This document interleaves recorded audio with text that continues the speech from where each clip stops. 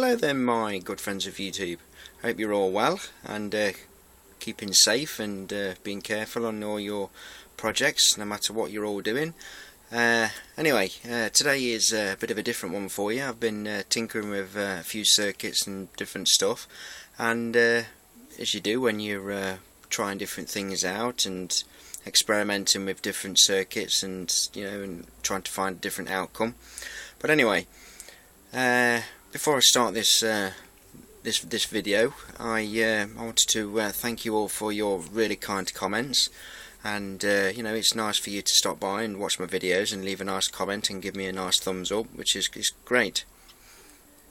And some of you have privately messaged me as well, and thanked me for such great videos, and you enjoy the scrapyard visits, which I do try to give you all a great video on the scrapyard and stuff. It's sometimes it's quite difficult to do a video when I'm down there, because I do get down there once a week at least, and a lot of the time there's a lot of people there, and it's just unlikely for me to do a video, because you get people there standing and staring and wondering what you're doing, talking to yourself, recording something. But not a lot of people on our level. But yeah, thanks very much, guys. It's really kind of you to leave great comments. So anyway, you have to excuse the next door but one is a bit of a strange bloke. Right, I'll start this one and show you working. Right, before I do, I'll explain to you, of course, ZVS driver, flyback, spark gap, capacitors. Same very similar setup as you would for a Tesla coil, but instead of a Tesla coil I've got a transformer, ferrite transformer, primary, secondary. So I'm going to start this up. It's a bit loud, so what you're hearing, volumes on your computers, guys, or phones, whatever you're using, and I'll show you working. Let's turn this down. This is a pulse width driver on some LEDs, and you can actually hear the frequency when I turn it right up.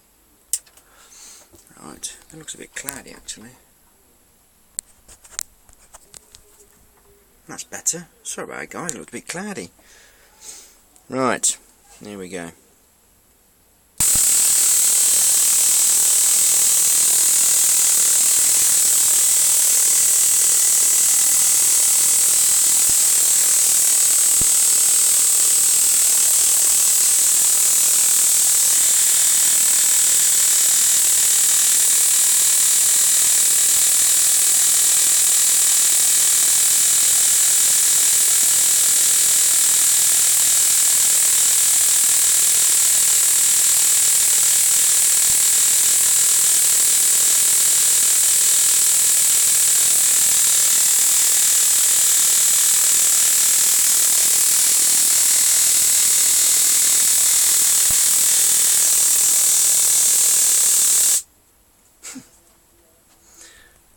That is pretty cool. I do like that.